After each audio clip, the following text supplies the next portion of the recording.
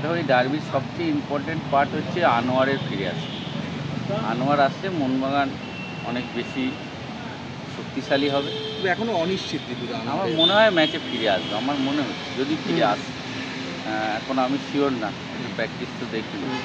যদি আনোয়ার ফিরে আসে সেটা সবচেয়ে প্লাস পয়েন্ট হবে মোহনবাগান। এছাড়াও তো ন্যাশনাল টিম থেকে কতগুলো প্লেয়ার আসবে, 7জন প্লেয়ার আসবে। সেখানে ন্যাশনাল টিমে যে কজন প্লেয়ার আছে, লিস্টন প্লাস মনে হয় খেলতে পারবে না রেড কার্ডের জন্য, মানে ও রেড কার্ডের জন্য খেলতে পারবে না, কিন্তু ধরো সাহাল এরা খেলতে পারবে। সুভাষিস, থাপা, সেখানে মোহনবাগানের শক্তিশালী হবে। যে টিম ধরো ওইখানে সুপার কাপে যে টিম ডার্বি খেলেছে তার থেকে অনেক বেশি মোহনবাগান শক্তিশালী হবে।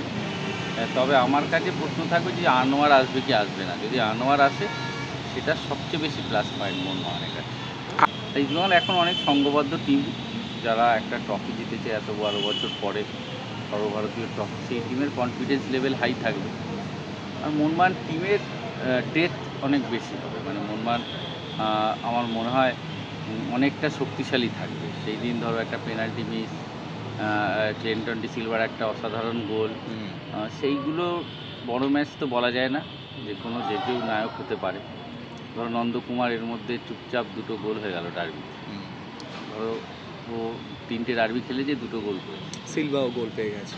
হ্যাঁ, ক্লিন্টন সিলভা গোল পেয়েছে। সেখানে ডার্বি পুরোটাই আলাদা, নতুন তারকা তৈরি হতে পারে এখান থেকে। ধরো এখানে এটাও ভাবতে হবে কিয়ান নাসিরি হ্যাট্রিক আছে বড় ম্যাচ। হ্যাঁ, অ্যাডভান্টেজ ইস্টবেঙ্গলের মিডফিল্ডটা একটু সমস্যা হবে, কিন্তু নিশ্চয়ই ইস্টবেঙ্গল কোচ তার একটা প্ল্যানিং থাকবে, সেই প্ল্যানিংয়ে সে যাবে।